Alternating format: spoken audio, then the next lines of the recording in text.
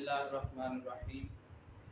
अस्सलाम वालेकुम dear students, I am Ali Raza, MSc mathematics from university of Punjab Lahore.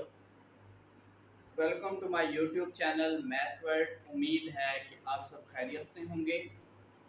जैसा कि हमने 10th क्लास के मैथ की लेक्चर सीरीज़ शुरू की है और जिसका बेसिक लेक्चर नंबर 1, जिसके अंदर हमने कुछ डेफिनेशंस के अबाउट पढ़ा था, कुछ बेसिक कंसेप्ट पढ़े थे, वो हम लेक्चर 1 में डिस्कस कर चुके हैं। आज हम जा रहे हैं अपना लेक्चर नंबर 2। लेक्चर नंबर 2 के अंदर हम एक्सरसाइज 1.1 के कुछ क्वेश्चंस करेंगे। कल हमने डेफिनेशन पढ़ी थी क्वाड्रेटिक इक्वेशन की, एक्सप्रेशन क्या होता है, लीनियर इक्वेशन क्या होती है, और उसके बाद मेथड कितने होते हैं क्वाड्रेटिक इक्वेशन को सॉल्व करने के, स्टैंडर्ड फॉर्म कौन सी होती है, प्योर फॉर्म कौन सी होती है। तो ये मैंने साइड पे लिख भी दिया, ये स्टैंडर्ड फॉर्म होती है, ये प्योर फॉर्म होती है। कि अगर स्टैंडर्ड फॉर्म के अंदर b की वैल्यू 0 आ जाए तो वो प्योर फॉर्म बन जाती है। आज का हमारा सवाल है एक्सरसाइज 1.1, क्वेश्चन नंबर 1 है, जिसके अंदर ये पूछा है कि हमने बताना है कि ये जो इक्वेशन है ये प्योर फॉर्म है कि स्टैंडर्ड फॉर्म में है। तो सबसे पहले तो देखा जाए तो ये इक्वेशन अभी हमें बनाएंगे, इसको मल्टीप्लाई वगैरह करवा के इसको इक्वेशन बनाएंगे। फिर उसके बाद हमने देखना है कि क्या ये प्योर फॉर्म में है या स्टैंडर्ड फॉर्म में। एक्सरसाइज 1.1 का पहला सवाल है, उसके अंदर यही पूछा कि बताएं प्योर फॉर्म में है या स्टैंडर्ड फॉर्म में। चलिए हम अपने सवाल की तरफ चलते हैं। ये हमारा सवाल है x + 7 × x - 3 = -7। सबसे पहले तो हम क्या करते हैं कि ये फैक्टराइजिंग पेयर की फॉर्म में है, तो हम इसको सबसे पहले मल्टीप्लाई करवा देते हैं। मल्टीप्लाई करवाते हैं, x को x के साथ मल्टीप्लाई करवाएंगे तो x का स्केयर आ जाएगा। उसके बाद इसके साथ देखो कोई साइन नहीं, जिसके साथ होता है उसके साथ प्लस होता है। अब ये प्लस माइनस माइनस, x को 3 से मल्टीप्लाई किया तो 3x, क्योंकि मल्टीप्लिकेशन आप छोटी क्लासेस में पढ़ चुके हैं। उसके बाद आप 7 को पकड़ना है और इन दोनों नंबर से मल्टीप्लाई करना है। 7 को x से मल्टीप्लाई किया तो +7x। अब आगे प्लस माइनस माइनस, 7 को 3 से मल्टीप्लाई किया तो 21 = -7। ये हमारे पास सवाल था, इसको हमने मल्टीप्लाई किया, ये इस फॉर्म में आ गया। अब उसके बाद लिखा x का स्क्वायर। अब देखो 7x और 3x, बड़ी रकम प्लस की है तो साइन कौन सा आएगा, प्लस का। 7x में से 3x हम माइनस करेंगे तो बाकी बचेंगे 4x, वो हमने लगा दिया 4x। हमेशा जब बड़ी रकम और एक दो रकमें माइनस हो रही हो तो हमेशा साइन वो यूज करते हैं जो बड़ी रकम के साथ हो, ठीक है। तो यहाँ पे बड़ी रकम 7 थी तो 7 के साथ प्लस था। अब चूंकि ये दोनों x वाली टर्म में थी, सेम थी, तो इसलिए हमने इसको प्लस माइनस कर लिया आपस में। अब ये बचा -21। अब ये 7 इक्वल के इस तरफ माइनस हो रहा है, इस तरफ आएगा तो प्लस हो जाएगा, +7 = 0। ठीक हो गया।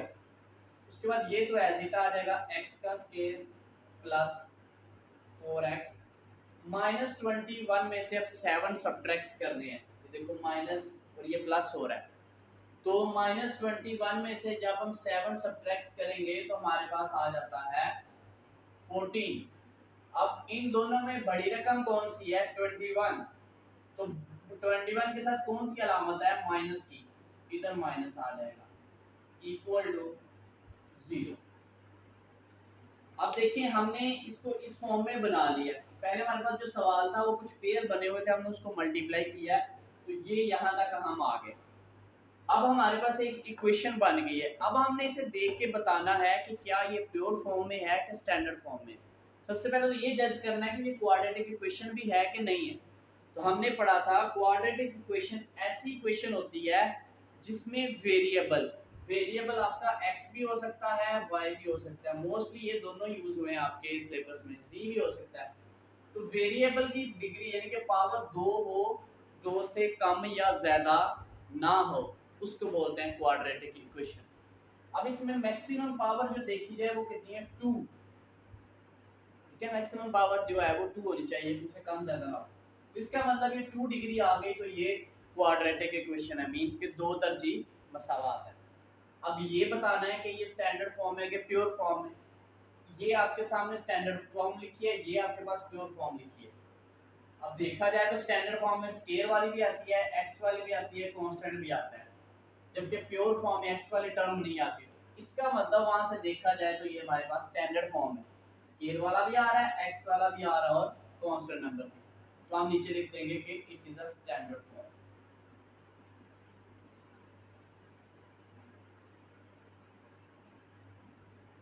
ठीक है, ये इसका आंसर आ गया।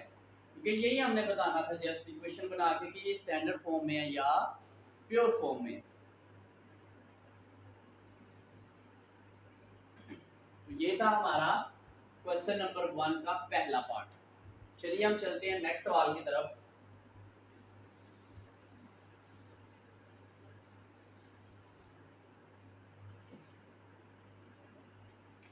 दूसरा पार्ट है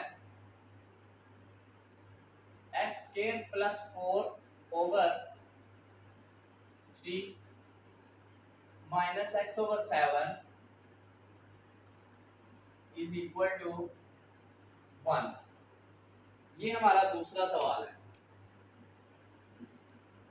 अब ये हमारे पास फ्रैक्शन में आ गया, यानी कि जिसको हम बटे की फॉर्म में बोलते हैं, उस फॉर्म में सवाल आ गया। सवाल नंबर जो दूसरा पार्ट है पहले सवाल का बताना, इसमें भी इसके तकरीबन 6 पार्ट है, 6 पार्ट है। 6 में से यही बताना है कि ये प्योर फॉर्म है या स्टैंडर्ड फॉर्म है। तो चलिए अब इस सवाल को हम दो मेथड से सॉल्व कर सकते हैं, या तो इसका एलसीएम ले लिया जाए या इसको नीचे जितने भी डिनोमिनेटर में नंबर्स हैं उनको मल्टीप्लाई करवा के सबके साथ मल्टीप्लाई करवा दिया जाए। अब कुछ स्टूडेंट्स को एलसीएम लेने में मसला होता है, ऐसे होते हैं स्टूडेंट के जिनको एलसीएम में बाज़ दफ़ा कंफ्यूज हो जाते हैं।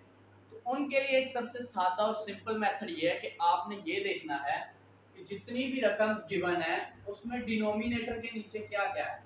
इसके नीचे देखो 3 है, इसके नीचे 7 है, इसके नीचे कुछ भी नहीं है। आप इसको और इसको मल्टीप्लाई करो, 7 3 जा 21, ऐसा ही है ना। या आप 7 3 जा 21 आ गया और इधर कुछ भी नहीं है, आप लिखो कि मल्टीप्लाइंग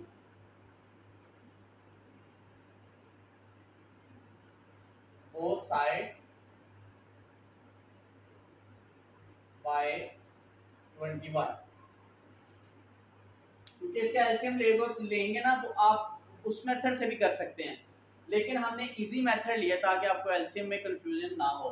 तो जो भी डिनोमिनेटर में जो भी रकम होगी, आप उन सब डिनोमिनेटर में जितनी रकम होंगी सबको आपस में मल्टीप्लाई करना है और उसके साथ सारी इक्वेशन को दोनों तरफ से मल्टीप्लाई करवा देना है।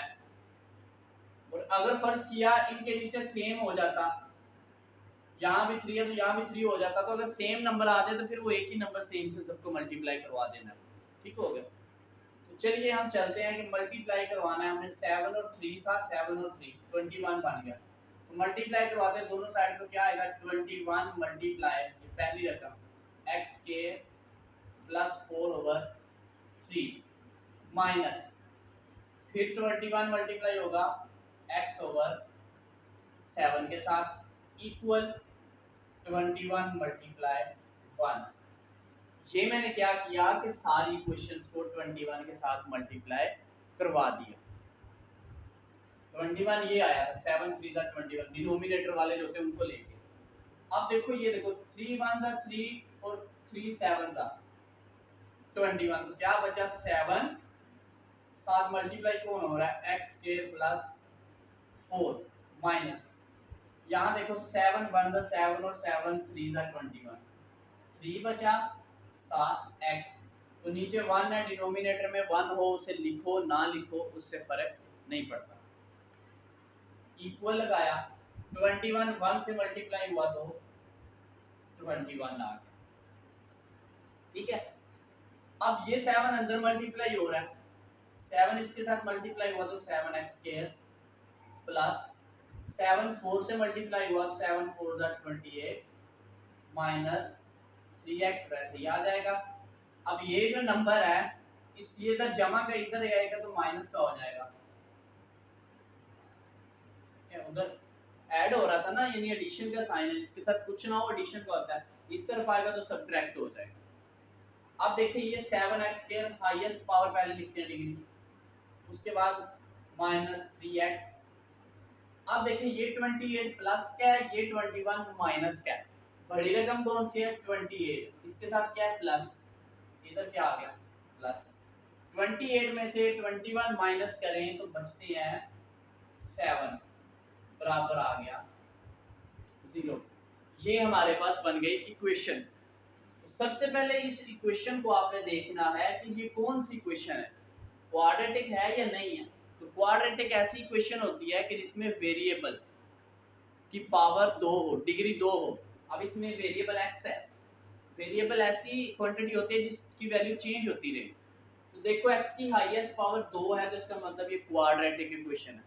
अब देखना ये प्योर फॉर्म में है या स्टैंडर्ड फॉर्म में है। स्टैंडर्ड फॉर्म में देखो ये स्टैंडर्ड फॉर्म है, मतलब स्केयर भी आए x भी आए कांस्टेंट नंबर भी, और प्योर वो होता है जिसमें x वाली रकम ना हो।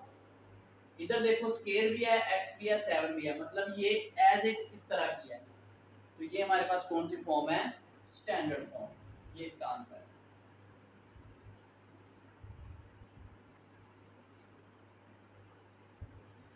कि बेसिकली ये जो है इसको एलसीएम से भी आप कर सकते हैं, वो आपकी चॉइस है।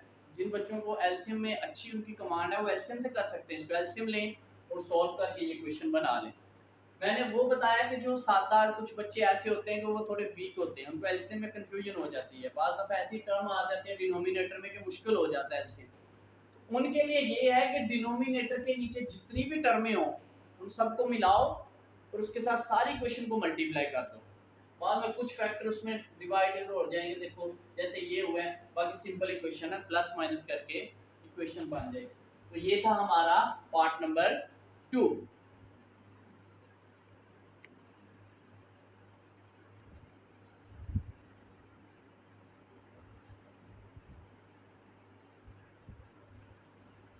यही सवाल दोबारा मैं, पहले हमने मल्टीप्लाई करवा के किया था, अब मैं एलसीएम के साथ भी ये सवाल करवा दूं, ताकि बच्चों को, कुछ बच्चों के ज़हन में ये होता है कि शायद उससे आंसर सेम ना आए। चलिए हम इसको एलसीएम के साथ करते हैं।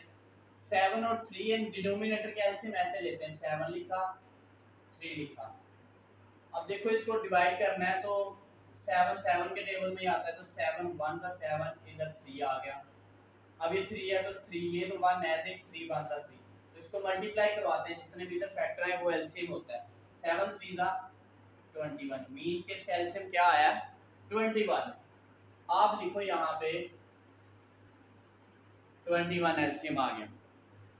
उसके बाद ये करना होता है कि जो रकम, पहले हम इसको देखते हैं, इसके डिनोमिनेटर में जो नंबर होता है उस उसके साथ 21 को करना है डिवाइड, ठीक है।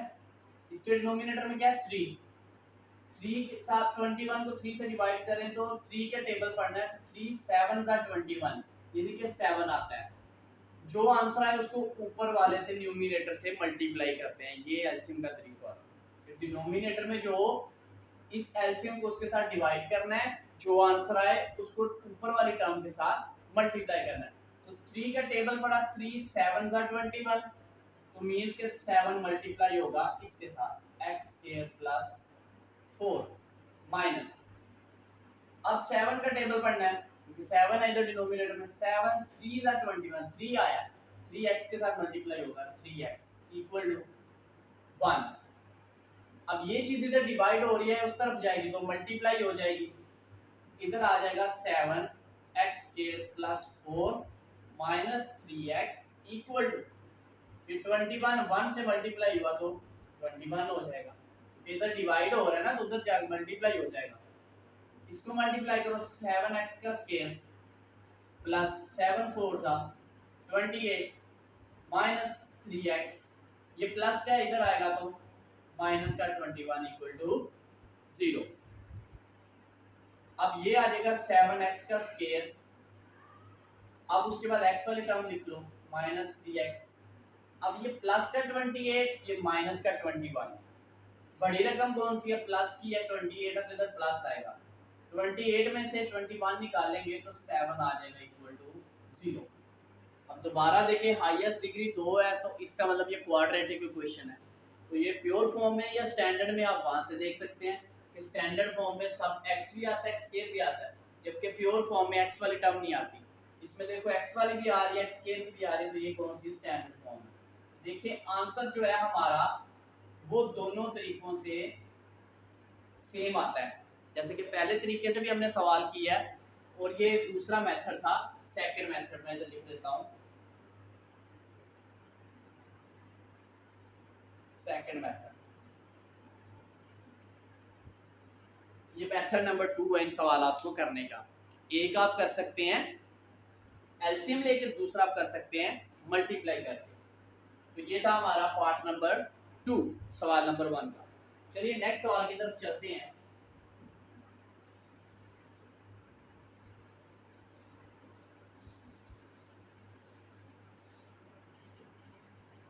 उसके बाद थर्ड वाला है x over x plus 1 plus x plus 1 over x equal to 6। ये है हमारा थर्ड पार्ट, सवाल नंबर 1 का थर्ड पार्ट। अब मैंने आपको पहले बताया कि मैं जो क्वेश्चन करवा रहा हूँ वो आपको मल्टीप्लाई के मेथड से करवाऊंगा, क्योंकि वो इजी है। एलसीएम वाला थोड़ा कंफ्यूजन वाला होता है, गलती का चांस हो सकता है, लेकिन इसमें गलती नहीं हो सकती। अब क्या काम करना है, ये रकम है फ्रैक्शन में। अब आपने देखना है कि डिनोमिनेटर में कौन कौन सी टर्म आ रही है। आप लिखो मल्टीप्लाई बोथ साइड, ये बीएस का मतलब होता है बोथ साइड बाय। अब किसके साथ मल्टीप्लाई करवाना है वो मैंने आपको बताया था कि डिनोमिनेटर के अंदर जितने भी आपके आ रहे हैं, एक देखो कौन आ रहा है, x आ रहा है, एक x प्लस 1 आ रहा है, और कोई भी नहीं है। आप मल्टीप्लाई करेंगे x इंटू एक्स प्लस 1 के साथ। जितने भी डिनोमिनेटर में आपके पेयर आ जाते हैं, अगर वो x प्लस 2 इसके नीचे भी कुछ होता उसको भी इधर साथ लिख लेते, ठीक है। जब इसके डिनोमिनेटर में नहीं था तो हमने उसको नहीं लिया। डिनोमिनेटर होता है जो नीचे होती है टर्म, ये नीचे वाली, उसके साथ मल्टीप्लाई करवाना है। अब करवाते हैं हम x into x plus 1 multiply, पहली टर्म से करवाओ x ओवर x प्लस 1, ये प्लस लगाया, फिर ये वाला पेयर लिखा x into x plus 1 multiply ये वाली term x plus 1 over x equal to x into x plus 1 multiply 6, ये वाला 6। कि पहले हमने इस पेयर को इससे मल्टीप्लाई किया, फिर इससे किया, फिर इससे किया, ये हमने मल्टीप्लाई करके लिख दिए। अब देखें ये x प्लस 1 और x प्लस 1 कैंसिल हो गए, बाकी x और x मल्टीप्लाई हुए तो क्या हो गया, x का स्केल। जब भी दो वेरिएबल मल्टीप्लाई होते हैं ना तो उनकी जो पावर होती है वो आपस में जमा होती है। देखो इसकी पावर 1 थी, इसकी 1 थी, दोनों मल्टीप्लाई हुए 1 और 1 2 हो गए, ठीक है। उसके बाद लगाया प्लस, अब ये वाला x कैंसिल, तो ये और ये आपस में मल्टीप्लाई होंगे, x plus 1 into x plus equal, अब 6 जो है x से मल्टीप्लाई हुआ तो 6x साथ x प्लस 1, ये आ गया हमारा नेक्स्ट स्टेप। उसके बाद ये तो x स्क्वायर ऐसे ही रहेगा, इसको मल्टीप्लाई कर लो, x को पकड़ो, पहले इससे मल्टीप्लाई करो फिर इससे करो, x और x से मल्टीप्लाई हुआ तो x का स्क्वायर, ये प्लस है तो प्लस आ गया, x 1 से मल्टीप्लाई हुआ तो x, अब इस 1 को पकड़ के इन दोनों से मल्टीप्लाई करना है, 1 को x से मल्टीप्लाई करेंगे तो प्लस x, अब 1 को 1 से मल्टीप्लाई करेंगे तो प्लस 1, अब चूंकि सबके साथ प्लस ही था तो इसलिए सब में प्लस ही आ गया, इक्वल टू 6x को इससे भी मल्टीप्लाई करना है, इससे भी करना है, 6x को x से करेंगे तो 6 तो वैसे आ जाएगा, x और x का स्क्वायर, प्लस 6x को 1 से मल्टीप्लाई करेंगे तो ये 6x आएगा, किसी भी चीज को 1 से मल्टीप्लाई करें तो वही चीज आ जाती है। उसके बाद ये तो वैसे रहेगा, ठीक है, इसको जमा, ये देखिए एक एक्स स्क्वायर और एक एक्स स्क्वायर कितने हो गए, 2x के स्क्वायर, ठीक है। उसके बाद एक एक्स ये और एक एक्स ये दोनों प्लस के हैं तो ये आ गए प्लस 2x, एक ये और एक ये। उसके बाद बचा plus 1 equal to 6x square plus 6x। अब आपने करना यह है कि या तो इस सारी टर्म को उठा के इस तरफ ले जाएं या इसको उठा के इस तरफ ले जाएं, क्योंकि हमने तो इक्वेशन बनानी है तो इक्वेशन की एक तरफ जीरो लेके आना है।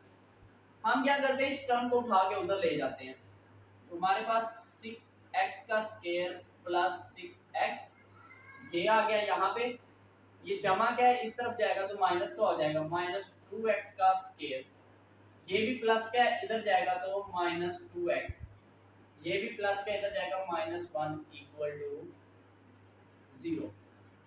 अब इसको भी इधर लेके आ सकते थे लेकिन मैं इसको लेके गया हूँ, क्यों, क्योंकि ये रकम बड़ी थी तो इसलिए मुझे साइन में मसला नहीं बनना था। अदरवाइज जब ये इधर आती तो इधर हो सकता है मैं माइनस कॉमन लेना पड़ता, इसलिए मैंने ये काम किया। आप उस तरह भी कर सकते हैं। अब देखो 6x स्क्वायर में से 2x स्क्वायर निकालेंगे तो 4x का स्क्वायर,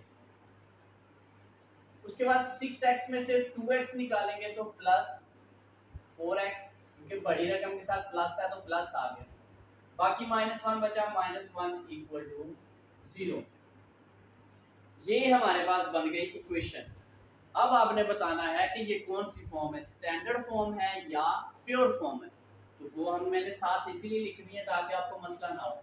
तो प्योर फॉर्म वो होती है जिसमें x वाली रकम ना हो, इसमें देखो x वाली भी है, स्केयर वाली भी है, कांस्टेंट भी है, तो ये कौन सी फॉर्म है, स्टैंडर्ड फॉर्म। इसका आंसर है स्टैंडर्ड फॉर्म।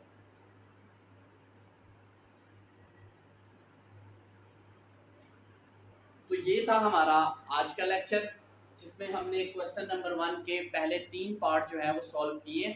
उम्मीद है कि आपको समझ आ जाएगी। अगर फिर भी किसी स्टूडेंट का किसी तरह का कोई भी सवाल होता है तो आप बिना किसी हेजिटेशन के कमेंट में पूछ सकते हैं, या फिर डिस्क्रिप्शन के अंदर मेरा व्हाट्सअप नंबर मौजूद है, आप अपना सवाल व्हाट्सअप पे भी डिस्कस कर सकते हैं। तो इंशाल्लाह मिलते हैं अपने नेक्स्ट लेक्चर में, तब तक के लिए खुदा हाफिज़, फी अमान।